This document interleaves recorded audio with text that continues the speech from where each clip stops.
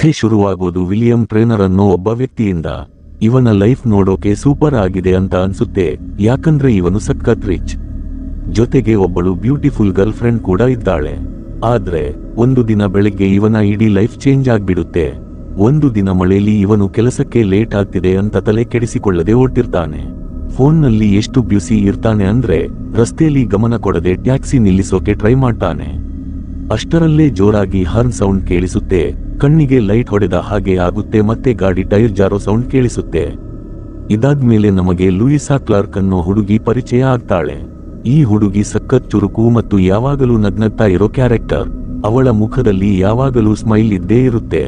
ಅವಳು ಒಂದು ಕೆಫೆಲಿ ವೇಟ್ರೆಸ್ ಆಗಿ ಕೆಲಸ ಮಾಡ್ತಿರ್ತಾಳೆ. ಕಲರ್ಫುಲ್ ಬಟ್ಟೆ ಹಾಕೊಂಡು ಮುಖದಲ್ಲಿ ನಗು ಇಟ್ಕೊಂಡು ಕೆಫೆಗೆ ಬರೋ ಕಸ್ಟಮರ್ಸ್ಗೆ ಕಾಫಿ, ಟೀ, ಕೇಕ್ ಎಲ್ಲ ಸರ್ವ್ ಮಾಡ್ತಿರ್ತಾಳೆ. ಅವಳಿಗೆ ಲೈಫ್ನಲ್ಲಿ ದೊಡ್ಡದಾಗಿ ಏನೂ ಆಸೆ ಇರಲ್ಲ, ಇರೋದ್ರಲ್ಲೇ ಖುಷಿಯಾಗಿದ್ಲು. ಆದ್ರೆ ಒಂದು ದಿನ ಆ ಕೆಫೆ ಬಂದಾಗ್ಬಿಡುತ್ತೆ. ಅವಳ ಬಾಸ್ ಕ್ಷಮೆ ಕೇಳಿ ಇನ್ಮೇಲೆ ನಿನಗೆ ಕೆಲಸ ಇಲ್ಲ ಅಂತ ಹೇಳ್ತಾರೆ. ಆಮೇಲೆ ಲೂಯಿಸಾಳನ್ನ ಅವಳ ಮನೆಯಲ್ಲಿ ತೋರಿಸ್ತಾರೆ. ಅದು ತುಂಬಾ ಮಿಡಲ್ ಕ್ಲಾಸ್ ಫ್ಯಾಮಿಲಿ. ಮನೆಯಲ್ಲಿ ಎಲ್ಲರೂ ಕೆಲಸ ಮಾಡಿದ್ರು ಸಂಸಾರ ನಡೆಸೋದು ತುಂಬಾ ಕಷ್ಟ ಆಗ್ತಿರುತ್ತೆ.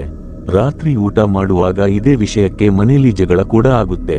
ಆದ್ರೆ ಲೂಯಿಸಾಳ ಅಮ್ಮನಿಗೆ ಮಗಳ ಮೇಲೆ ನಂಬಿಕೆ ಇರುತ್ತೆ. ಅವಳು ಬೇಗನೆ ಬೇರೆ ಏನಾದ್ರೂ ಕೆಲಸ ಹುಡುಕಿಕೊಳ್ತಾಳೆ ಅಂತ. ಮಾರನೇ ದಿನ ಬೆಳಿಗ್ಗೆ ಲೂಯಿಸಾ ತನ್ನ ಬಾಯ್ ಫ್ರೆಂಡ್ ಪ್ಯಾಟ್ರಿಕ್ನ ಒಂದು ಲೋಕಲ್ ಅಥ್ಲೆಟಿಕ್ಸ್ ಟ್ರ್ಯಾಕ್ ಹತ್ರ ಮೀಟ್ ಮಾಡ್ತಾಳೆ. ಅವನು ಅವಳಿಗೆ ಧೈರ್ಯ ತುಂಬುತ್ತಾ, ಬೇಜಾರ್ ಮಾಡ್ಕೋಬೇಡ, ಪ್ರಪಂಚದಲ್ಲಿ ಬೇಕಾದಷ್ಟು ಕೆಲಸಗಳಿವೆ, ನಿನಗೆ ಖಂಡಿತ ಒಳ್ಳೆ ಕೆಲಸ ಸಿಗುತ್ತೆ, ಆದ್ರೆ ಪ್ರಯತ್ನ ಮಾತ್ರ ಬಿಡಬೇಡ ಅಂತ ಹೇಳ್ತಾನೆ. ಈಗ ಲೂಯಿಸಾ ಹತ್ರ ಕಳ್ಕೊಳ್ಳೋಕೆ ಏನೂ ಇರಲಿಲ್ಲ. ಅದಕ್ಕೆ ಅವಳು ಒಂದು ಎಂಪ್ಲಾಯ್ಮೆಂಟ್ ಆಫೀಸ್ಗೆ ಹೋಗ್ತಾಳೆ. ಆದ್ರೆ ಅಲ್ಲಿ ಗೊತ್ತಾಗೋದು ಏನಂದ್ರೆ ಅವಳು ಇದಕ್ಕೂ ಮುಂಚೆ ತುಂಬಾ ಕೆಲಸಗಳನ್ನ ಟ್ರೈ ಮಾಡಿದ್ದಾಳೆ, ಆದ್ರೆ ಯಾವುದು ಸೆಟ್ ಆಗಿಲ್ಲ. ಈಗ ಲಾಸ್ಟ್ ಆಪ್ಷನ್ ಆಗಿ ಒಂದೇ ಒಂದು ಕೆಲಸ ಬಾಕಿ ಇರುತ್ತೆ. ಅಲ್ಲಿರೋ ಆಫೀಸರ್ ಹೇಳ್ತಾರೆ, ಇದೊಂದು ಕೇರ್ಟೇಕರ್ ಕೆಲಸ, ಅಂದ್ರೆ ಪ್ಯಾರಲಿಸಿಸ್ ಆಗಿರೋ ಕಾಲು ಕೈ ಪಾರ್ಶ್ವವಾಯು ಪೀಡಿತ ಒಬ್ಬ ವ್ಯಕ್ತಿನ ನೋಡ್ಕೋಬೇಕು, ಇದಕ್ಕೆ ಯಾವುದೇ ಎಕ್ಸ್ಪೀರಿಯನ್ಸ್ ಬೇಡ ಅಂತ. ಲೂಯಿಸಾಗೆ ಇದು ಪರ್ಫೆಕ್ಟ್ ಅನ್ಸುತ್ತೆ. ಅದಕ್ಕೆ ಅವಳು ಯೋಚನೆ ಮಾಡ್ದೆ ಓಕೆ ಅಂತಾಳೆ. ಮಾರನೇ ದಿನ ಲೂಯಿಸಾ ಇಂಟರ್ವ್ಯೂಗೆ ಹೋಗ್ತಾಳೆ. ಆ ಜಾಗ ನೋಡೋಕೆ ಹಳೆ ಕಾಲದ ಅರಮನೆ ತರ ಇರುತ್ತೆ. ಅದನ್ನ ನೋಡಿದ್ರೇನೆ ಗೊತ್ತಾಗುತ್ತೆ ಅಲ್ಲಿರೋರು ಸಖತ್ ಶ್ರೀಮಂತರು ಅಂತ. ಇದೆಲ್ಲ ವೈಭೋಗ ನೋಡಿ ನಮ್ಮ ಮಿಡಲ್ ಕ್ಲಾಸ್ ಲೂಯಿಸಾಗೆ ಸ್ವಲ್ಪ ನರ್ವಸ್ ಆಗ್ಬಿಡುತ್ತೆ. ಇಂಟರ್ವ್ಯೂ ಸ್ಟಾರ್ಟಿಂಗ್ ನಲ್ಲೇ ಅವಳಿಗೆ ಒಂಥರ ಮುಜುಗರ ಆಗುತ್ತೆ. ಅವಳ ಸ್ಕರ್ಟ್ ಬೇರೆ ಸ್ವಲ್ಪ ಹರಿದು ಹೋಗುತ್ತೆ. ಲೂಯಿಸಾ ಯಾವಾಗಲೂ ಈ ತರ ಸಣ್ಣ ಪುಟ್ಟ ಎಡವಟ್ಟು ಮಾಡ್ತಾನೆ ಇರುತ್ತಾಳೆ. ಇಂಟರ್ವ್ಯೂ ತಗೋತಿದ್ದ ಕಮಿಲಾ ಟ್ರೇನರ್ ತುಂಬಾ ರಾಯಲ್ ಮತ್ತು ಗಂಭೀರವಾದ ಹೆಂಗಸು. ಅವಳ ಮುಂದೆ ಲೂಯಿಸಾ ಮಾಡೋ ಈ ಹುಚ್ಚಾಟಗಳು ತುಂಬಾ ವಿಚಿತ್ರವಾಗಿ ಕಾಣ್ತಿರುತ್ತೆ. ಆದ್ರೆ ಲೂಯಿಸಾ ತನ್ನ ಹವ್ಯಾಸದಂತೆ ಗ್ಯಾಪ್ ಇಲ್ಲದೆ ಬಡಬಡಾಯಿಸ್ತಾನೆ ಇರುತ್ತಾಳೆ. ಅವಳಿಗೆ ತನ್ನ ಮೇಲೆ ಕಂಟ್ರೋಲ್ ಇರಲ್ಲ. ಆದ್ರೆ ಅವಳ ಮಾತುಗಳನ್ನ ಕೇಳಿ ಕಮಿಲಾಗೆ ಲೂಯಿಸಾಳ ಮುಗ್ಧತೆ ಮತ್ತು ಸರಳತೆ ಇಷ್ಟ ಆಗುತ್ತೆ. ಲೂಯಿಸಾಗೆ ನನಗೆ ಈ ಕೆಲಸ ಸಿಗಲ್ಲ ಅಂತ ಅನ್ಕೊಂಡಿರ್ತಾಳೆ. ಆದ್ರೆ ಅಷ್ಟರಲ್ಲೇ ಕಮಿಲಾ, ನೀನು ಇವತ್ತಿಂದಲೇ ಕೆಲಸಕ್ಕೆ ಸೇರ್ಕೋಬಹುದಾ ಅಂತ ಕೇಳ್ತಾಳೆ. ಇದನ್ನ ಕೇಳಿ ಲೂಯಿಸಾಗೆ ಸಖತ್ ಖುಷಿಯಾಗುತ್ತೆ. ಆಮೇಲೆ ಕಮಿಲಾ ಲೂಯಿಸಾಗೆ ಇಡೀ ಮನೆ ತೋರಿಸ್ತಾ, ಈ ಕೆಲಸ ಇರೋದು ನನ್ನ ಮಗನಿಗೆ. 2 ವರ್ಷದ ಮುಂಚೆ ಆದ ಒಂದು ಆಕ್ಸಿಡೆಂಟ್ನಲ್ಲಿ ಅವನು ಹ್ಯಾಂಡಿಕ್ಯಾಪ್ ಆಗಿಬಿಟ್ಟ ಅಂತ ಹೇಳ್ತಾಳೆ. ಕೆಲಸದ ಬಗ್ಗೆ ಎಲ್ಲಾ ವಿವರವಾಗಿ ಹೇಳ್ತಾ ಕಮಿಲಾ ಒಂದು ಮಾತು ಕ್ಲಿಯರ್ ಮಾಡ್ತಾಳೆ, ನಿನ್ನ ಕೆಲಸ ಬರೀ ದುಡ್ಡು ತಗೊಳ್ಳೋ ಕೇರ್ಟೇಕರ್ ತರ ಇರೋದಲ್ಲ, ಅದಕ್ಕಿಂತ ಹೆಚ್ಚಾಗಿ ನೀನು ಅವನಿಗೆ ಒಬ್ಬ ಒಳ್ಳೆ ಫ್ರೆಂಡ್ ಆಗಿರಬೇಕು, ಅವನ ಜೊತೆ ಟೈಮ್ ಸ್ಪೆಂಡ್ ಮಾಡಬೇಕು, ಮಾತನಾಡಬೇಕು. ಇದು ಕೇಳೋಕೆ ಸ್ವಲ್ಪ ವಿಚಿತ್ರ ಅನ್ಸಿದ್ರು ಲೂಯಿಸಾಗೆ ಕೆಲಸ ಸಿಕ್ಕಿದ್ದೇ ದೊಡ್ಡ ವಿಷಯ ಆಗಿರುತ್ತೆ. ಆದ್ರೆ ಲೂಯಿಸಾ ಫಸ್ಟ್ ಟೈಮ್ ವಿಲ್ನ ಮೀಟ್ ಮಾಡಿದಾಗ ಅವಳಿಗೆ ಏನೂ ಅರ್ಥ ಆಗಲ್ಲ. ಕೆದರಿದ ಕೂದಲು, ಬೆಳೆದಿರೋ ಗಡ್ಡದ ಜೊತೆ ವೀಲ್ ಚೇರ್ ಮೇಲೆ ಕೂತಿರ್ತಾನೆ. ಲೂಯಿಸಾ ಬಂದ ತಕ್ಷಣ ವಿಲ್ ತನ್ನ ಬಾಯಿಂದ ವಿಚಿತ್ರವಾದ ಸೌಂಡ್ಸ್ ಮಾಡೋಕೆ ಸ್ಟಾರ್ಟ್ ಮಾಡ್ತಾನೆ. ಬೇಕಂತಲೇ ಅವಳಿಗೆ ಅಸಹ್ಯ ಆಗ್ಲಿ ಅಂತ ಆ ತರ ಮಾಡ್ತಿರ್ತಾನೆ. ಆಮೇಲೆ ಅವನು ಮಾತಾಡೋಕೆ ಸ್ಟಾರ್ಟ್ ಮಾಡಿದಾಗಲೂ ಅವನ ಮಾತುಗಳಲ್ಲಿ ಬರೀ ಕಿಂಡಲ್ ಮತ್ತು ಒಂಥರ ದ್ವೇಷ ಇರುತ್ತೆ.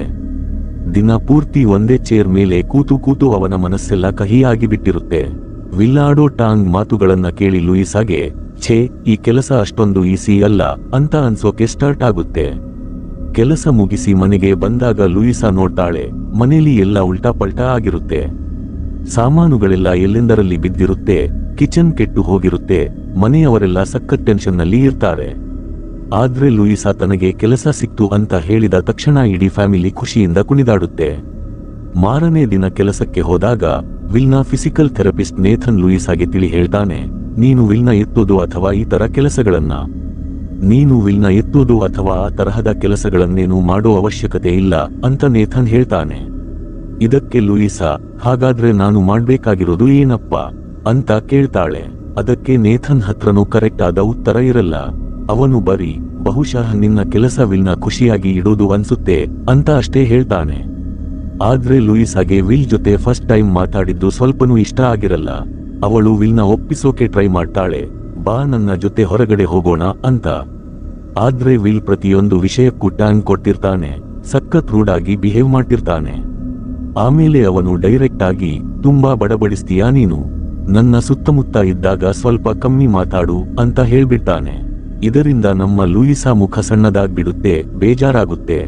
ಲೂಯಿಸಾ ತನಗೆ ಬೇಜಾರಾಗಿದೆ ಅಂತ ತೋರಿಸಿಕೊಳ್ಳದೆ ಇರೋಕೆ ತುಂಬಾ ಟ್ರೈ ಮಾಡ್ತಾಳೆ, ಆದ್ರೆ ಅವಳ ಮುಖದಲ್ಲೇ ಅದು ಸಾಫ್ ಆಗಿ ಗೊತ್ತಾಗ್ತಿರುತ್ತೆ. ಆಮೇಲೆ ಅವಳು ಗಾರ್ಡನ್ನಲ್ಲಿ ಒಬ್ಬಳೇ ಕೂತು ಲಂಚ್ ಮಾಡೋದನ್ನ ತೋರಿಸ್ತಾರೆ. ಎಲ್ಲರಿಂದ ದೂರ, ಅದರಲ್ಲೂ ಮುಖ್ಯವಾಗಿ ವಿಲ್ನಿಂದ ದೂರ ಇರ್ತಾಳೆ. ಇಷ್ಟೆಲ್ಲ ಬ್ಯಾಡ್ ಸ್ಟಾರ್ಟಿಂಗ್ ಆದ್ರೂ ಲೂಯಿಸಾ ಕೆಲಸ ಬಿಡೋ ಬದಲು ಅಲ್ಲೇ ಕಷ್ಟಪಟ್ಟು ಕೆಲಸ ಮಾಡೋಣ ಅಂತ ಡಿಸೈಡ್ ಮಾಡ್ತಾಳೆ. ಪ್ರತಿದಿನ ಅವಳು ತನ್ನದೇ ಆದ ಕಲರ್ಫುಲ್ ಬಟ್ಟೆಗಳನ್ನ ಹಾಕೊಂಡು ಬರ್ತಾಳೆ ಮತ್ತೆ ವಿಲ್ಗೆ ಕಂಫರ್ಟಬಲ್ ಆಗಿ ಖುಷಿಯಾಗಿ ಇಡೋಕೆ ತನ್ನ ಕಡೆಯಿಂದ ಪೂರ್ತಿ ಟ್ರೈ ಮಾಡ್ತಾಳೆ. ದಿನಾ ವಿಲ್ ಅವಳನ್ನ ನೋಡಿ ಇನ್ನೂ ಕನ್ಫ್ಯೂಸ್ ಆಗ್ತಿರ್ತಾನೆ. ಅವನು ಅನ್ಕೊಳ್ತಿರ್ತಾನೆ, ಈ ಹುಡುಗಿಗೆ ಮಾನ ಮರ್ಯಾದೆ ಇಲ್ವಾ ಅಥವಾ ಸೆಲ್ಫ್ ರೆಸ್ಪೆಕ್ಟ್ ಅನ್ನೋದೇ ಇಲ್ವಾ ಅಂತ. ಈ ಮಧ್ಯೆ ಲೂಯಿಸಾ ತನ್ನ ತಂಗಿ ಟ್ರೀನಾ ಜೊತೆ ವಿಲ್ ಬಗ್ಗೆ ಮಾತಾಡ್ತಿರ್ತಾಳೆ. ನಿಧಾನವಾಗಿ ಮಾತು ಟ್ರೀನಾ ಕಡೆ ತಿರುಗುತ್ತೆ. ಅಲ್ಲಿ ಟ್ರೀನಾ ತಾನು ಮತ್ತೆ ಓದೋಕೆ ಸ್ಟಾರ್ಟ್ ಮಾಡ್ಬೇಕು ಅಂತ ಅನ್ಕೊಂಡಿರೋ ವಿಷಯ ಹೇಳ್ತಾಳೆ. ಆದ್ರೆ ಇದನ್ನು ಕೇಳಿ ಲೂಯಿಸಾಗೆ ಟೆನ್ಷನ್ ಆಗುತ್ತೆ, ಯಾಕಂದ್ರೆ ಅವಳು ಮನೇಲೆ ಉಳ್ಕೊಂಡು ಒಬ್ಬಳೆ ಅಮ್ಮ ಅಪ್ಪನ ನೋಡ್ಕೋಬೇಕಾಗುತ್ತೆ. ಟ್ರೀನಾಗೂ ಅವಳ ಬಗ್ಗೆ ಬೇಜಾರಾಗುತ್ತೆ, ಆದ್ರೆ ಅವಳ ಹತ್ರ ಬೇರೆ ದಾರಿ ಇರಲ್ಲ. ಅವಳ ಲೈಫ್ಗೆ ಅದು ಮಾಡೋದು ಇಂಪಾರ್ಟೆಂಟ್ ಆಗಿರುತ್ತೆ. ಲೂಯಿಸಾಗೂ ಆ ಪರಿಸ್ಥಿತಿ ಅರ್ಥ ಆಗುತ್ತೆ. ಮಾರನೇ ದಿನ ಬೆಳಗ್ಗೆ ಲೂಯಿಸಾ ವಿಲ್ ಮನೆಗೆ ಹೋದಾಗ ವಿಲ್ನ ಹಳೆ ಫ್ರೆಂಡ್ಸ್ ಕೆಲವರು ಅವನನ್ನ ಮೀಟ್ ಮಾಡೋಕೆ ಬಂದಿರೋದು ಗೊತ್ತಾಗುತ್ತೆ. ಇದು ಸ್ವಲ್ಪ ಬೇರೆ ತರ ಇರುತ್ತೆ. ಕಮಿಲಾ ಮುಖ ನೋಡಿದ್ರೆ ಅವಳಿಗೆ ವಿಲ್ ಅವರನ್ನ ಮೀಟ್ ಮಾಡೋದು ಇಷ್ಟ ಇಲ್ಲ ಅನ್ನೋ ತರ ಇರುತ್ತೆ. ಬಂದಿರೋದು ಯಾರಪ್ಪ ಅಂದ್ರೆ ವಿಲ್ ಬೆಸ್ಟ್ ಫ್ರೆಂಡ್ ರೂಪರ್ಟ್ ಮತ್ತು ಅವನ ಎಕ್ಸ್ ಗರ್ಲ್ ಫ್ರೆಂಡ್ ಅಲಿಶಿಯಾ. ಅವರು ಮಾತಾಡೋದನ್ನ ನೋಡಿದ್ರೇನೆ ಗೊತ್ತಾಗುತ್ತೆ ಅವರ ರಿಲೇಶನ್ಶಿಪ್ ಚೆನ್ನಾಗಿಲ್ಲ ಅಂತ. ಇತ್ತ ಲೂಯಿಸಾ ಸೈಡಲ್ಲಿ ನಿಂತು ಇದೆಲ್ಲವನ್ನು ನೋಡ್ತಿರ್ತಾಳೆ. ಅವಳ ಮುಖದಲ್ಲಿ ಆ ಬೇಜಾರು ಸಾಫ್ ಆಗಿ ಕಾಣ್ತಿರುತ್ತೆ. ಆದ್ರೆ ವಿಷಯ ಇನ್ನು ಕೆಡೋದು ಯಾವಾಗಪ್ಪ ಅಂದ್ರೆ ರೂಪರ್ಟ್ ತಾನು ಮತ್ತೆ ಅಲಿಶಿಯಾ ಬರೀ ಡೇಟಿಂಗ್ ಮಾತ್ರ ಮಾಡಿಲ್ಲ, ಇಬ್ರಿಗೂ ನಿಶ್ಚಿತಾರ್ಥ ಎಂಗೇಜ್ಮೆಂಟ್ ಕೂಡ ಆಗಿದೆ ಅಂತ ಹೇಳ್ತಾನೆ. ಅವರಿಬ್ರು ಈ ಗುಡ್ ನ್ಯೂಸ್ ನ ವಿಲ್ಗೆ ಒಟ್ಟಿಗೆ ಹೇಳ್ಬೇಕು ಅಂತ ಬಂದಿರ್ತಾರೆ. ಆದ್ರೆ ವಿಲ್ ಇದೆಲ್ಲ ಕೇಳಿ ಒಳಗೊಳಗೆ ಪೂರ್ತಿ ಬ್ರೇಕ್ ಆಗ್ಬಿಡ್ತಾನೆ, ನೊಂದುಕೊಳ್ತಾನೆ.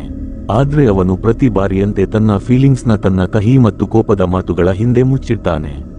ಅಲಿಶಿಯಾ ಅಲ್ಲಿಂದ ಹೋಗುವಾಗ ಲೂಯಿಸಾ ಹತ್ರ ಒಪ್ಕೊಳ್ತಾಳೆ, ಆಕ್ಸಿಡೆಂಟ್ ಆದ್ಮೇಲೆ ನಾನು ವಿಲ್ ಜೊತೆ ಇರಬೇಕು ಅಂತಾನೆ ಅನ್ಕೊಂಡಿದ್ದೆ.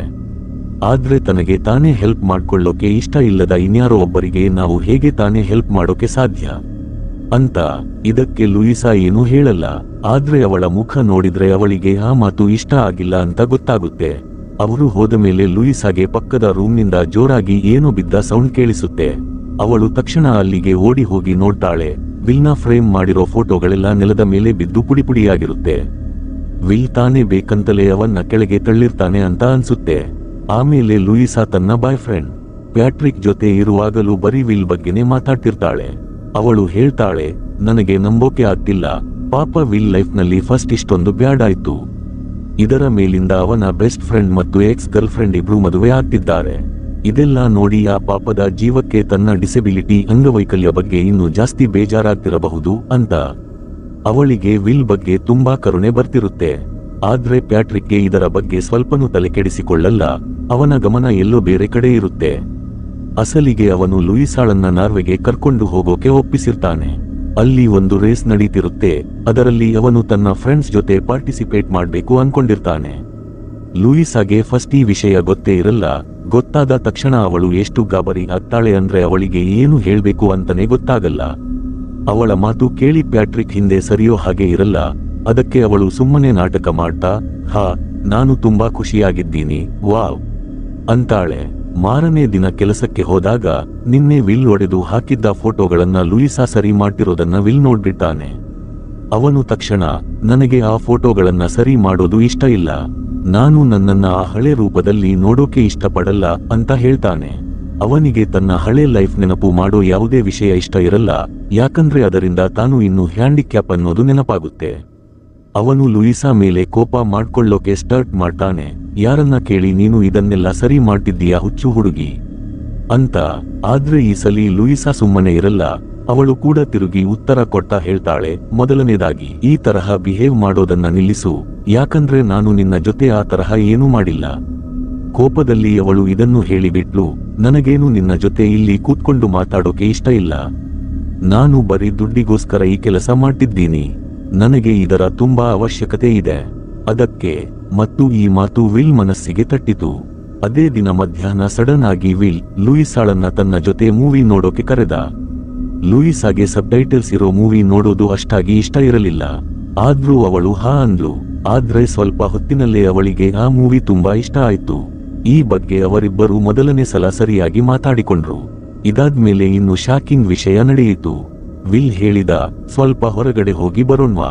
ಈಗ ಅವರಿಬ್ಬರ ಮಾತುಕತೆ ಜಾಸ್ತಿ ಆಯ್ತು ಮತ್ತು ಇಬ್ಬರಿಗೂ ಒಬ್ಬರನ್ನೊಬ್ಬರು ಜೊತೆಗಿದ್ರೆ ಖುಷಿ ಅನ್ನಿಸೋಕೆ ಶುರುವಾಯ್ತು. ಕಮಿಲಾ ಕೂಡ ಇದನ್ನ ನೋಡಿ ತುಂಬಾ ಖುಷಿ ಪಟ್ಲು.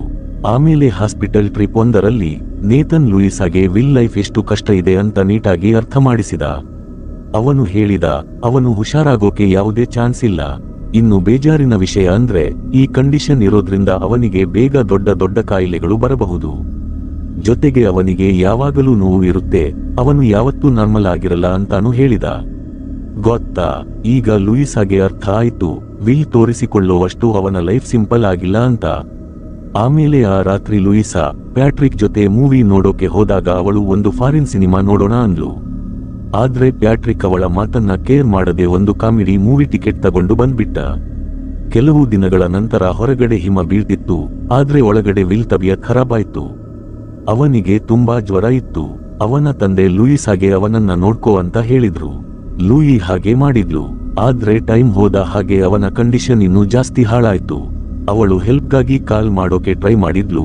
ಆದ್ರೆ ಅರ್ಧ ನಿದ್ದೆಯಲ್ಲಿದ್ದ ವಿಲ್ ಹೇಳಿದ, ಟೆನ್ಷನ್ ತಗೋಬೇಡ, ಎಲ್ಲಾ ಸರಿ ಹೋಗುತ್ತೆ. ಆದ್ರೆ ಎಷ್ಟೋ ಗಂಟೆಗಳು ಕಳೆದ್ರೂ ಅವನ ಪರಿಸ್ಥಿತಿ ಇನ್ನೂ ಕೆಟ್ಟಾನೇ ಇತ್ತು. ಕೊನೆಗೂ ನೇತನ್ ಅಲ್ಲಿಗೆ ಬಂದ. ವಿಲ್ ಕಂಡೀಷನ್ ನೋಡಿ ಅವನು ಸಿಕ್ಕಾಪಟ್ಟೆ ಹೆದರಿ ಹೋದ. ಅವನು ತಕ್ಷಣ ಅವನನ್ನ ಬದುಕಿಸೋಕೆ ಎಲ್ಲಾ ತರಹದ ಪ್ರಯತ್ನ ಮಾಡಿದ. ಇದೇ ಟೈಮ್ನಲ್ಲಿ ಲೂಯಿಸಾ ವಿಲ್ ಕೈ ಮೇಲೆ ಕಟ್ ಮಾರ್ಕ್ಸ್ ನೋಡಿದ್ಲು. ಆಗ ಅವಳಿಗೆ ಅರ್ಥ ಆಯ್ತು, ವಿಲ್ ತನ್ನ ಫೀಲಿಂಗ್ಸ್ ನ ಮುಚ್ಚಿಟ್ಟಿದ್ದಾನೆ ಅಂತ. ಎಲ್ಲಾ ಸರಿ ಇದೆ ಅಂತ ಅವನು ಸುಳ್ಳು ಹೇಳ್ತಿದ್ದಾನೆ. ಬೇರೆಯವರ ಮುಂದೆ ಅವನು ಆಡೋ ಮಾತುಗಳೆಲ್ಲ ಬರೀ ನಾಟಕ. ಒಳಗೊಳಗೆ ಅವನು ತುಂಬಾ ಬೇಜಾರಿನಲ್ಲಿದ್ದ. ಆ ರಾತ್ರಿ ಲೂಯಿಸಾಗೆ ಅವಶ್ಯಕತೆ ಇಲ್ಲದಿದ್ರೂ ಅವಳು ವಿಲ್ ಹತ್ತಿರನೇ ಉಳ್ಕೊಂಡ್ಳು. ಅವಳು ಅವನ ಪಕ್ಕದಲ್ಲೇ ಕೂತು ಅವನ ಫ್ರೆಂಡ್ಸ್ ಮಾಡಿದ್ದ ಒಂದು ಹಳೆ ಬರ್ತ್ಡೇ ವಿಡಿಯೋ ನೋಡಿದ್ಲು. ಆ ವಿಡಿಯೋದಲ್ಲಿ ವಿಲ್ ಕಂಪ್ಲೀಟ್ ಬೇರೆ ತರಹ ಕಾಣ್ತಿದ್ದ. ಅವನು ತುಂಬಾ ಆಕ್ಟಿವ್, ಖುಷಿಯಾಗಿ ಮತ್ತು ಎನರ್ಜೆಟಿಕ್ ಆಗಿದ್ದ. ಆಮೇಲೆ ವಿಲ್ ಕಣ್ಣು ಬಿಟ್ಟಾಗ ಲೂಯಿಸಾ ಇನ್ನು ತನ್ನ ರೂಮಲ್ಲೇ ಇರೋದನ್ನ ನೋಡಿದ. ಆಗ ಅವರು ಇನ್ನು ಮಾತಾಡಿದ್ರು ಮತ್ತು ಅವರ ಮಧ್ಯೆ ಫ್ರೆಂಡ್ಶಿಪ್ ಜಾಸ್ತಿ ಆಯ್ತು. ಮೆಲ್ಲಗೆ ವಿಲ್ ಬಿಹೇವಿಯರ್ ಕೂಡ ಚೆನ್ನಾಗಿ ಆಗೋಕೆ ಶುರುವಾಯ್ತು. ಆದ್ರೆ ಸಡನ್ ಆಗಿ ಪರಿಸ್ಥಿತಿ ಹಾಳಾಯ್ತು. ಯಾವಾಗ ಅಂದ್ರೆ ಲೂಯಿ ವಿಲ್ ತಂದೆ ತಾಯಿ ಜಗಳ ಆಡ್ತಿರೋದನ್ನ ಕೇಳಿಸಿಕೊಂಡಾಗ. ಆಗ ಗೊತ್ತಾಗಿದ್ದು ಏನೆಂದರೆ ವಿಲ್ 6 ತಿಂಗಳ ನಂತರ ಸ್ವಿಟ್ಜರ್ಲ್ಯಾಂಡ್ಗೆ ಹೋಗಿ ನೆಮ್ಮದಿಯಾಗಿ ಸಾಯೋಕೆ ಒಂದು ಅರೇಂಜ್ಮೆಂಟ್ ಮಾಡಿಕೊಂಡಿದ್ದಾನೆ ಅಂತ. ಕಮಿಲಾಗೆ ಒಬ್ಬ ತಾಯಿಯಾಗಿ ಈ ಮಾತು ಒಪ್ಪೋಕೆ ಆಗ್ತಿರಲಿಲ್ಲ. ಅವಳಿಗೆ ಇದೆಲ್ಲ ಇಷ್ಟ ಇರಲಿಲ್ಲ. ಆದ್ರೆ ವಿಲ್ ತಂದೆಗೆ ಅನಿಸ್ತಿತ್ತು ಇದು ವಿಲ್ ನಿರ್ಧಾರ ಮತ್ತು ಇದರಲ್ಲಿ ಅವರಿಗೆ ಮಾತಾಡೋ ಹಕ್ಕಿಲ್ಲ ಅಂತ. ಇದೆಲ್ಲ ಕೇಳಿ ಲೂಯಿಸಾಗೆ ತುಂಬಾ ಟೆನ್ಷನ್ ಆಯ್ತು ಮತ್ತು ಅವಳು ಕೆಲಸ ಬಿಡೋಣ ಅನ್ಕೊಂಡ್ಳು. ಆದ್ರೆ ಅವಳ ತಂಗಿ ಅವಳಿಗೆ ತಿಳಿ ಹೇಳಿದ್ಲು, ಕಥೆಯ ಅಂತ್ಯ ಈ ತರಹ ಆಗಬಾರದು. ಲೂಯಿ ಹತ್ತಿರ ಇನ್ನು 6 ತಿಂಗಳ ಟೈಮ್ ಇದೆ. ಅಷ್ಟರಲ್ಲಿ ಅವಳು ವಿಲ್ಗೆ ಲೈಫ್ ಈ ತರಹನೂ ಬದುಕೋಕೆ ಯೋಗ್ಯವಾಗಿದೆ ಅಂತ ತೋರಿಸಿಕೊಡಬಹುದು, ಅವನ ಕೈಕಾಲು ಕೆಲಸ ಮಾಡದಿದ್ರೂ ಕೂಡ. ಆಗ ಲೂಯಿಸಾ ತನ್ನ ಈ ಪ್ಲಾನ್ನ ವಿಲ್ ತಂದೆ ತಾಯಿಗೆ ಹೇಳಿದ್ಲು. ಅವರು ಹೇಳಿದ್ರು, ನೀನು ವಿಲ್ನ ಮನೆ ಹೊರಗಡೆ ಕರ್ಕೊಂಡು ಹೋಗೋಕೆ ಸಕ್ಸಸ್ ಆದ್ರೆ ನಾವು ನಿನಗೆ ಎಲ್ಲಾ ತರಹದ ಹೆಲ್ಪ್ ಮಾಡ್ತೀವಿ. ಈಗ ಲೂಯಿಸಾಗೆ ಗೊತ್ತಿತ್ತು ವಿಲ್ ತನ್ನಷ್ಟಕ್ಕೆ ತಾನು ಎಲ್ಲೂ ಬರಲ್ಲ ಅಂತ. ಅದಕ್ಕೆ ಅವಳು ಸುಳ್ಳು ಹೇಳಿದ್ಲು, ನೇತನ್ ಇದುವರೆಗೂ ಹಾರ್ಸ್ ರೇಸ್ ನೋಡಿಲ್ಲ ಅಂತೆ, ಅವನಿಗೆ ಅಲ್ಲಿಗೆ ಹೋಗೋಕೆ ಇಷ್ಟ ಇದೆ. ಆಮೇಲೆ ಅವರಿಬ್ಬರು ಅಲ್ಲಿಗೆ ಹೋದಾಗ ಲೂಯಿಸಾ ತುಂಬಾ ಎಕ್ಸೈಟ್ ಆಗಿದ್ಲು. ಆದ್ರೆ ಸಡನ್ ಆಗಿ ವಿಲ್ ವೀಲ್ ಚೇರ್ ಮಣ್ಣಿನಲ್ಲಿ ಸಿಕ್ಕಿ ಹಾಕಿಕೊಳ್ತು. ಇದರಿಂದ ವಿಲ್ಗೆ ತುಂಬಾ ಮುಜುಗರ ಆಯ್ತು. ಆದ್ರೆ ಆಮೇಲೆ ಕೆಲವು ಜನ ಬಂದು ಅವನಿಗೆ ಹೆಲ್ಪ್ ಮಾಡಿದ್ರು. ಈ ಸಣ್ಣ ಪ್ರಾಬ್ಲಮ್ ಆದ್ಮೇಲೂ ಎಲ್ಲಾ ಸರಿ ಅನಿಸ್ತಿತ್ತು ಮತ್ತು ವಿಲ್ ಈಗ ಸ್ವಲ್ಪ ಎಂಜಾಯ್ ಕೂಡ ಮಾಡ್ತಿದ್ದ. ಆದ್ರೆ ಆಮೇಲೆ ಅವರೆಲ್ಲ ಒಂದು ರೆಸ್ಟೋರೆಂಟ್ಗೆ ಹೋದ್ರು. ಅಲ್ಲಿ ಅವರಿಗೆ ಸರ್ವ್ ಮಾಡೋಕೆ ರಿಫ್ಯೂಸ್ ಮಾಡಿದ್ರು, ಬೇಡ ಅಂದ್ರು. ಇದರಿಂದ ಲೂಯಿಯಲ್ಲಿ ದೊಡ್ಡ ತಮಾಷೆ ಗಲಾಟೆ ಮಾಡ್ಬಿಟ್ಲು. ಇದರಿಂದ ವಿಲ್ಗೆ ಸ್ವಲ್ಪ ಮುಜುಗರ ಆಯ್ತು ಮತ್ತು ಅವನ ಇಡೀ ದಿನ ಹಾಳಾಯ್ತು. ಆದ್ರೂ ಸೋಲು ಒಪ್ಪಲ್ಲ ಅಂತ ಡಿಸೈಡ್ ಮಾಡಿದ ಲೂಯಿಸಾ ವಿಲ್ಗೆ ಹೇಳಿದ್ಲು, ನನ್ನ ಹತ್ತಿರ ಮೊಜಾರ್ಟ್ ಕಾನ್ಸರ್ಟ್ ಟಿಕೆಟ್ಸ್ ಇದೆ. ಯಾಕಂದ್ರೆ ಅವಳು ಯಾವತ್ತೂ ಈ ತರಹದ ಕಾನ್ಸರ್ಟ್ಗೆ ಹೋಗಿರಲಿಲ್ಲ. ವಿಲ್ಗೆ ಫಸ್ಟ್ ಹೋಗೋಕೆ ಇಷ್ಟ ಇರಲಿಲ್ಲ, ಆದ್ರೆ ಆಮೇಲೆ ಸ್ವಲ್ಪ ಹೆಸಿಟೇಟ್ ಮಾಡಿ ಒಪ್ಕೊಂಡ. ಆ ರಾತ್ರಿ ಲೂಯಿಸಾ ತುಂಬಾ ಚೆನ್ನಾಗಿ ರೆಡಿಯಾಗಿದ್ಲು ಮತ್ತು ಅವಳು ಸಿಕ್ಕಾಪಟ್ಟೆ ಸುಂದರವಾಗಿ ಕಾಣ್ತಿದ್ಲು. ವಿಲ್ ಕೂಡ ಒಂದು ಸೂಟ್ ಹಾಕೊಂಡಿದ್ದ. ಇಬ್ಬರೂ ಜೊತೆಯಲ್ಲಿ ಸೂಪರ್ ಆಗಿ ಕಾಣ್ತಿದ್ರು. ಆ ರಾತ್ರಿ ತುಂಬಾ ಚೆನ್ನಾಗಿತ್ತು ಮತ್ತು ವಿಲ್ ಶೋಗಿಂತ ಜಾಸ್ತಿ ಲೂಯಿ ಜೊತೆ ಇರೋ ಖುಷಿನ ಫೀಲ್ ಮಾಡ್ತಿದ್ದ. ಅವನಿಗೆ ಇದೆಲ್ಲ ಎಷ್ಟು ಇಷ್ಟ ಆಯ್ತು ಅಂದ್ರೆ ಮನೆಗೆ ವಾಪಸ್ ಬರುವಾಗ ಅವನು ಹೇಳಿದ, ಇನ್ನು ಸ್ವಲ್ಪ ಹೊತ್ತು ಕಾರ್ನಲ್ಲೇ ಕೂತು ಮ್ಯೂಸಿಕ್ ಕೇಳೋಣ. ಇದಕ್ಕೆ ಲೂಯಿಸಾ ತಕ್ಷಣ ಹಾ ಅಂದ್ಲು. ಆಮೇಲೆ ಕೆಲವು ದಿನಗಳ ನಂತರ ಲೂಯಿಸಾ ತನ್ನ ಬರ್ತ್ಡೇಗೆ ವಿಲ್ನ ತನ್ನ ಮನೆಗೆ ಡಿನ್ನರ್ಗೆ ಕರೆದ್ಲು. ಡಿನ್ನರ್ ಎಲ್ಲಾ ಸೂಪರ್ ಆಗಿ ನಡೀತಿತ್ತು. ಆದ್ರೆ ಅಷ್ಟರಲ್ಲಿ ಪ್ಯಾಟ್ರಿಕ್ ಅಲ್ಲಿಗೆ ಬಂದ ಮತ್ತು ಅವನಿಗೆ ವಿಲ್ ಮೇಲೆ ಇರೋ ಜಲಸಿ, ಹೊಟ್ಟೆ ಕಿಚ್ಚು ಕ್ಲಿಯರ್ ಆಗಿ ಕಾಣ್ತಿತ್ತು. ವಿಲ್ ಕೂಡ ಇದನ್ನ ನೋಡಿ ಬೇಕಂತಲೇ ಇನ್ನು ಮಜಾ ಮಾಡೋಕೆ ಶುರು ಮಾಡಿದ. ಅವನು ಲೂಯಿ ಜೊತೆ ಫ್ಲರ್ಟ್ ಮಾಡೋಕೆ ಸ್ಟಾರ್ಟ್ ಮಾಡಿದ, ಇದರಿಂದ ಪ್ಯಾಟ್ರಿಕ್ಗೆ ಇನ್ನು ಕೋಪ ಬರ್ಲಿ ಅಂತ. ಆಮೇಲೆ ಸಿಡಿಮಿಡಿಗೊಂಡ ಪ್ಯಾಟ್ರಿಕ್ ಲೂಯಿಸಾಗೆ ಒಂದು ವಿಚಿತ್ರವಾದ ನೆಕ್ಲೆಸ್ ಗಿಫ್ಟ್ ಮಾಡಿದ. ಲೂಯಿ ಬೇಕಂತಲೇ ನಾಟಕ ಮಾಡ್ತಾ, ವಾವ್ ಎಷ್ಟು ಚೆನ್ನಾಗಿದೆ ಅಂತ ತೋರಿಸಿಕೊಂಡ್ಲು. ಆದ್ರೆ ವಿಲ್ ಅವಳಿಗೋಸ್ಕರ ಒಂದು ಸ್ಪೆಷಲ್ ಟಾಕಿಂಗ್ ಟೈಟ್ಸ್ ಬಟ್ಟೆ ತಂದಿದ್ದ ಮತ್ತು ಲೂಯಿಗೆ ಅದು ನಿಜವಾಗ್ಲೂ ತುಂಬಾ ಇಷ್ಟ ಆಯ್ತು. ಅವಳು ಎಷ್ಟು ಖುಷಿಯಾದ್ಲು ಅಂದ್ರೆ ಡ್ಯಾನ್ಸ್ ಮಾಡೋಕೆ ಶುರು ಮಾಡ್ಬಿಟ್ಲು. ಮಾರನೇ ದಿನ ವಿಲ್ ಲೂಯಿನ ಹತ್ತಿರದ ಒಂದು ಕೋಟೆ ಟೂರ್ಗೆ ಕರ್ಕೊಂಡು ಹೋದ. ಅಲ್ಲಿ ಅವನು ಲೂಯಿಗೆ ತನ್ನ ಅತ್ಯಂತ ಫೇವರೆಟ್ ಜಾಗದ ಬಗ್ಗೆ ಹೇಳಿದ. ಅದು ಪ್ಯಾರಿಸ್ ಮತ್ತು ಅಲ್ಲಿದ್ದ ಒಂದು ಸಣ್ಣ ಕೆಫೆ. ಅಲ್ಲಿಗೆ ಅವನು ಮುಂಚೆ ತುಂಬಾ ಸಲ ಹೋಗ್ತಿದ್ದ. ಲೂಯಿ ಅವನಿಗೆ ಹೇಳಿದ್ಲು, ನಾವು ಅಲ್ಲೇ ಹೋಗೋಣ ಅಲ್ವಾ? ಆದ್ರೆ ವಿಲ್ ಅವಳಿಗೆ ಅರ್ಥ ಮಾಡಿಸಿದ, ನಾನು ಅಲ್ಲಿಗೆ ಹೋದ್ರೆ ಮುಂಚೆ ಹೆಂಗೆ ಹೋಗ್ತಿದ್ದನೋ ಹಂಗೆ ಹೋಗೋಕೆ ಇಷ್ಟಪಡ್ತೀನಿ, ಈ ವೇಸ್ಟ್ ಬಾಡಿ ತಗೊಂಡು ಅಲ್ಲ. ಆಮೇಲೆ ಮನೆಗೆ ವಾಪಸ್ ಬಂದಾಗ ಲೂಯಿ ತಂದೆ ತಮಗೆ ಹೊಸ ಕೆಲಸ ಸಿಕ್ಕಿದ್ದಕ್ಕೆ ಸೆಲೆಬ್ರೇಟ್ ಮಾಡ್ತಿದ್ರು. ಗೊತ್ತಾಗಿದ್ದು ಏನೆಂದರೆ ವಿಲ್ ತಂದೆ ಅವರಿಗೆ ಅರಮನೆಯಲ್ಲಿ ಮೇಂಟೆನೆನ್ಸ್ ಕೆಲಸ ಕೊಟ್ಟಿದ್ರು. ಲೂಯಿಸಾಗೆ ಖುಷಿ ಇತ್ತು, ಆದ್ರೆ ಸ್ವಲ್ಪ ಚಿಂತೆಯೂ ಇತ್ತು, ಎಲ್ಲೋ ಈ ಕೆಲಸ ಅವಳ ತಂದೆಗೆ ಬೇರೆ ಏನೋ ಕಾರಣಕ್ಕೆ ಸಿಕ್ಕಿರಬಹುದಾ ಅಂತ. ಆಗ ವಿಲ್ ಅವಳಿಗೆ ತಿಳಿ ಹೇಳಿದ, ಇದರ ಅರ್ಥ ಇಷ್ಟೇ, ನೀನು ಇನ್ಮೇಲೆ ಎಲ್ಲರಿಗೋಸ್ಕರ ಯೋಚನೆ ಮಾಡೋ ಅವಶ್ಯಕತೆ ಇಲ್ಲ. ಈಗ ನೀನು ಸ್ವಲ್ಪ ನಿನ್ನ ಬಗ್ಗೆ ಯೋಚನೆ ಮಾಡಬಹುದು. ಆಮೇಲೆ ರಾಬರ್ಟ್ ಮತ್ತು ಅಲಿಸಿಯಾ ಮದುವೆ ದಿನ ಬಂತು. ಅಲ್ಲಿಗೆ ವಿಲ್ ಮತ್ತು ಲೂಯಿ ಜೊತೆಯಾಗಿ ಹೋದ್ರು. ಸ್ಟಾರ್ಟಿಂಗ್ ಸ್ವಲ್ಪ ಅನೀಸಿಯಾಗಿತ್ತು, ವಿಚಿತ್ರವಾಗಿತ್ತು, ಆದ್ರೆ ಮೆಲ್ಲಗೆ ಎಲ್ಲ ನಾರ್ಮಲ್ ಆಯ್ತು. ಆಮೇಲೆ ಲೂಯಿಸಾ ಸ್ವಲ್ಪ ಡ್ರಿಂಕ್ ಮಾಡಿದ್ಲು ಮತ್ತು ವಿಲ್ಗೆ ಜನರ ಜೊತೆ ಮಿಕ್ಸ್ ಆಗೋಕೆ ಹೇಳಿದ್ಲು. ಇದಾದ್ಮೇಲೆ ವಿಲ್ ಫ್ರೆಂಡ್ ಮೇರಿ ಅಲಿಸಿಯಾ ಬಗ್ಗೆ ಬ್ಯಾಡ್ ಆಗಿ ಮಾತಾಡ್ತಾ ಹೇಳಿದ್ಲು, ಅವಳು ಟೈಮ್ ಬಂದಾಗ ನಿನ್ನನ್ನ ಬಿಟ್ಟು ಹೋದ್ರು. ವಿಲ್ ಒಬ್ಬ ಸ್ಪೆಷಲ್ ಪರ್ಸನ್ ಮತ್ತು ಲೂಯಿಸಾಗೆ ವಿಲ್ ಸಿಕ್ಕಿದ್ದಕ್ಕೆ ಅವಳು ಖುಷಿ ಪಡಬೇಕು.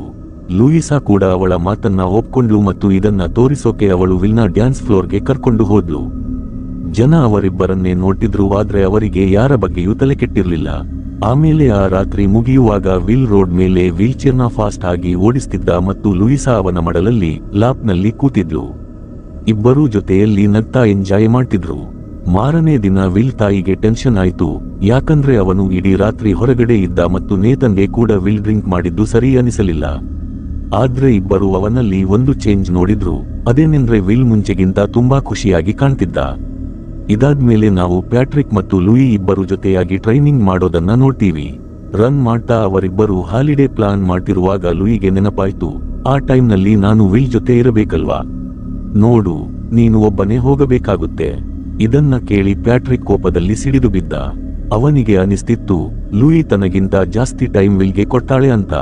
ಲೂಯಿ ಅವನಿಗೆ ಅರ್ಥ ಮಾಡಿಸೋಕೆ ಟ್ರೈ ಮಾಡಿದ್ಲು, ಇದು ಇಂಪಾರ್ಟೆಂಟ್ ಅಂತ. ಆದ್ರೆ ಪ್ಯಾಟ್ರಿಕ್ ಕೋಪದಲ್ಲಿ ಅಲ್ಲಿಂದ ಹೊರಟು ಹೋದ. ಅಲ್ಲಿ ಇಷ್ಟೆಲ್ಲ ಆದ್ರೂ ಕೂಡ ಲೂಯಿಗೆ ಗೊತ್ತಾಯ್ತು ವಿಲ್ ಇನ್ನು ತನ್ನ ಹಠದಲ್ಲೇ ಇದ್ದಾನೆ ಅಂತ. ಅವನು ಸ್ವಿಟ್ಜರ್ಲ್ಯಾಂಡ್ಗೆ ಹೋಗೋ ಪ್ಲಾನ್ ಕ್ಯಾನ್ಸಲ್ ಮಾಡಿಲ್ಲ. ಆದ್ರೆ ಅವಳು ಅನ್ಕೊಂಡ್ಲು, ನಾನು ಒಂದು ಲಾಸ್ಟ್ ಚಾನ್ಸ್ ಕೊಟ್ರೆ ಬಹುಶಃ ಅವನ ಮೈಂಡ್ ಚೇಂಜ್ ಆಗಬಹುದು. ಹಾಗಾಗಿ ಈಗ ಅವಳು ಒಂದು ದೊಡ್ಡ ಹಾಲಿಡೇ ಪ್ಲಾನ್ ಮಾಡಿದ್ಲು. ತನ್ನ ಇಡೀ ಜೀವ ಪಣಕ್ಕಿಟ್ಟು ಅವಳು ವಿಲ್ ಲೈಫ್ ಉಳಿಸೋಕೆ ಇಷ್ಟಪಡ್ತಿದ್ಲು. ಹೊರಡುವ ಮುಂಚಿನ ರಾತ್ರಿ ಪ್ಯಾಟ್ರಿಕ್ ಲೂಯಿಸಾಗೆ ಒಂದು ಸರ್ಪ್ರೈಸ್ ಕೊಟ್ಟ. ಆದ್ರೆ ಲೂಯಿ ತನ್ನ ಜೊತೆ ಬರ್ತಿಲ್ಲ, ವಿಲ್ ಜೊತೆ ಹಾಲಿಡೇಗೆ ಹೋಗ್ತಿದ್ದಾಳೆ ಅಂತ ಗೊತ್ತಾದಾಗ ಪ್ಯಾಟ್ರಿಕ್ಗೆ ಸಖತ್ ಕೋಪ ಬಂತು. ಲೂಯಿಸಾ ತನಗೆ ದ್ರೋಹ ಮಾಡ್ತಿದ್ದಾಳೆ ಅಂತ ಅವನಿಗೆ ಅನ್ನಿಸ್ತು. ಪ್ಯಾಟ್ರಿಕ್ ಲೂಯಿಸಾ ಮಾತು ಕೇಳ್ದೇನೆ ಅಲ್ಲಿಂದ ಹೊರಟು ಹೋದ. ಆದ್ರೆ ಆ ಕಡೆ ಇವರಿಬ್ಬರ ಹಾಲಿಡೇ ಮಾತ್ರ ಸೂಪರ್ ಆಗಿ ನಡೆಯುತ್ತಿತ್ತು. ಅಲ್ಲಿನ ಕ್ಲೈಮೇಟ್ ಅಂತೂ ಮಸ್ತ್ ಆಗಿತ್ತು. ಇಬ್ರು ದಿನವಿಡೀ ಪೂಲ್ ಮತ್ತೆ ಬೀಚ್ ಹತ್ರ ಫುಲ್ ಎಂಜಾಯ್ ಮಾಡಿದ್ರು. ಆಮೇಲೆ ರಾತ್ರಿ ಆಚೆ ಫುಲ್ ಬಿರುಗಾಳಿ, ಮಳೆ ಬರ್ತಿರುವಾಗ ಲೂಯಿಸಾ ವಿಲ್ನ ಬೆಡ್ ಮೇಲೆ ಮಲಗೋಕೆ ಹೆಲ್ಪ್ ಮಾಡಿದ್ಲು. ಆದ್ರೆ ಅದೇನೋ ಗೊತ್ತಿಲ್ಲ, ಆ ಕ್ಷಣ ಅಲ್ಲೇ ನಿಂತು ಹೋದ ಹಾಗೆ ಆಯ್ತು. ಅವಳು ಅವನ ಪಕ್ಕದಲ್ಲೇ ಬಂದು ಮಲಗಿದ್ಲು. ಪ್ರಪಂಚನೆ ಮರೆತು ಇಬ್ರು ಹತ್ರ ಬಂದ್ರು, ಒಬ್ಬರಿಗೊಬ್ಬರು ಕಿಸ್ ಮಾಡಿದ್ರು. ಆ ಮೂಮೆಂಟ್ ನಿಜಕ್ಕೂ ತುಂಬಾ ಬ್ಯೂಟಿಫುಲ್ ಆಗಿತ್ತು. ಮಾರನೇ ದಿನ ಕೂಡ ಎಲ್ಲವೂ ಅಷ್ಟೇ ಚೆನ್ನಾಗಿತ್ತು. ಲೂಯಿಸಾ ಸಿಕ್ಕಾಪಟ್ಟೆ ಖುಷಿಯಾಗಿದ್ಲು. ಆದ್ರೆ ಅದೇ ರಾತ್ರಿ ಲೂಯಿಸಾ ತನ್ನ ಮನಸ್ಸಿನ ವಿಚಾರನ ವಿಲ್ ಹತ್ರ ಹೇಳಿದಾಗ ಕಥೆ ಉಲ್ಟಾ ಆಯ್ತು. ವಿಲ್ ಹೇಳಿದ, ನಾನು ನಿನ್ನನ್ನ ಪ್ರೀತಿ ಮಾಡ್ತೀನಿ, ಆದ್ರೆ ನನ್ನ ನಿರ್ಧಾರನ ಮಾತ್ರ ಬದಲಾಯಿಸಲ್ಲ, ನಾನು ಸ್ವಿಟ್ಜರ್ಲ್ಯಾಂಡ್ಗೆ ಹೋಗಲೇಬೇಕು ಅಂದ. ಲೂಯಿ ದೇವಸ್ಥಾನ ಬಿದ್ದ ಹಾಗೆ ಆಯಿತು. ನೀನು ಎಷ್ಟೊಂದು ಸೆಲ್ಫಿಶ್ ಅಂತ ಅತ್ತಳು. ಆದ್ರೆ ವಿಲ್ ಅವಳಿಗೆ ಅರ್ಥ ಮಾಡಿಸಿದ, ನನ್ನಿಂದ ಈ ತರಹದ ಲೈಫ್ ಬದುಕೋಕೆ ಆಗ್ತಿಲ್ಲ, ಇದು ನನ್ನ ಲೈಫ್ ಅಲ್ಲವೇ ಅಲ್ಲ. ಅಷ್ಟೇ ಅಲ್ಲದೆ ಮುಂದೆ ಒಂದಿನ ನನ್ನ ಈ ಪರಿಸ್ಥಿತಿಯಿಂದಾಗಿ ನೀನು ನನ್ನನ್ನ ದ್ವೇಷಿಸೋದು ನನಗೆ ಇಷ್ಟ ಇಲ್ಲ, ಯಾಕಂದ್ರೆ ನಿನ್ನ ಲೈಫ್ಗೆ ಬೇಕಾದ ಯಾವ ಖುಷಿನೂ ನನ್ನಿಂದ ಕೊಡೋಕೆ ಆಗಲ್ಲ ಅಂದ. ಲೂಯಿಸಾ ಅವನ ಯಾವ ಮಾತನ್ನು ಕೇಳೋ ಸ್ಥಿತಿಯಲ್ಲಿ ಇರಲಿಲ್ಲ. ಫುಲ್ ಅತ್ತು ಬಿಟ್ಟು ಬೇಸರದಿಂದ ಅಲ್ಲಿಂದ ಹೊರಟು ಹೋದಳು. ಆದ್ರೆ ವಿಲ್ ಕೂಡ ಒಳಗೊಳಗೆ ಅಷ್ಟೇ ನೊಂದು ಹೋಗಿದ್ದ. ಅವರು ಮನೆಗೆ ವಾಪಸ್ ಬಂದಾಗ ಎಲ್ಲ ಬದಲಾಗಿತ್ತು. ವಿಲ್ ಪೇರೆಂಟ್ಸ್ಗೆ ಏನೋ ಒಂದು ಭರವಸೆ ಇತ್ತು, ಆದ್ರೆ ಲೂಯಿ ಮುಖ ನೋಡಿ ಅವರಿಗೆ ಮಗನ ನಿರ್ಧಾರ ಬದಲಾಗಿಲ್ಲ ಅನ್ನೋದು ಕನ್ಫರ್ಮ್ ಆಯ್ತು. ಲೂಯಿ ಅವರಿಗೆ ಹೇಳಿದ್ಲು, ನಾನು ಎಷ್ಟೇ ಟ್ರೈ ಮಾಡಿದ್ರೂ ಏನು ಮಾಡೋಕೆ ಆಗ್ಲಿಲ್ಲ. ಇದನ್ನ ಕೇಳಿ ಕಮಲಾ ಫುಲ್ ಅತ್ತು ಬಿಟ್ಟಳು. ಆ ರಾತ್ರಿ ಲೂಯಿಸಾ ತನ್ನ ಫ್ಯಾಮಿಲಿಗೆ ಎಲ್ಲಾ ನಿಜ ಹೇಳಿದ್ಲು. ಅವಳ ಅಮ್ಮನಿಗೆ ಸಿಕ್ಕಾಪಟ್ಟೆ ಕೋಪ ಬಂತು, ಆದ್ರೆ ಅಪ್ಪ ಮಾತ್ರ ಫುಲ್ ಕೂಲ್ ಆಗಿದ್ರು. ಅವರು ಮಗಳಿಗೆ ಬುದ್ಧಿ ಹೇಳಿದ್ರು, ನಾವು ಯಾವುದೇ ಮನುಷ್ಯನನ್ನ ಬದಲಾಯಿಸೋಕೆ ಆಗಲ್ಲ, ಅವರು ಹೇಗಿದ್ದಾರೋ ಹಾಗೆ ಒಪ್ಕೋಬೇಕು ಅಷ್ಟೇ.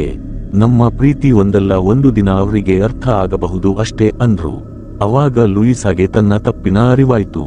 ವಿಲ್ನ ಕೊನೆಗಾಲದಲ್ಲಿ ಅವಳು ಅವನ ಜೊತೆ ಇರಬೇಕಿತ್ತೇ ಹೊರತು ಹೀಗೆ ದೂರ ಇರಬಾರದಿತ್ತು ಅಂತ ಗೊತ್ತಾಯ್ತು. ತಕ್ಷಣ ಅವಳು ವಿಲ್ ತನ್ನ ಕೊನೆ ಉಸಿರು ಎಳೆಯಲಿದ್ದ ಸ್ವಿಟ್ಜರ್ಲ್ಯಾಂಡ್ಗೆ ಓಡಿ ಹೋದಳು. ಅಲ್ಲಿ ವಿಲ್ನ ಕೊನೆಯ ದಿನದಲ್ಲಿ ಅವಳಿಗೆ ಗೊತ್ತಿದ್ದ ಹಾಗೆ ಅವಳು ಅವನಿಗೆ ಹೆಲ್ಪ್ ಮಾಡಿದ್ಲು.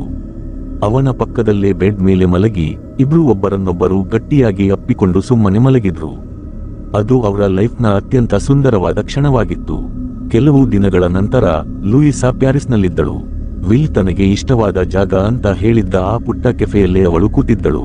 ಅಲ್ಲಿ ವಿಲ್ ತನಗಾಗಿ ಬರೆದಿಟ್ಟು ಹೋಗಿದ್ದ ಕೊನೆಯ ಗುಡ್ ಬೈ ಲೆಟರ್ ಓದಿದಳು.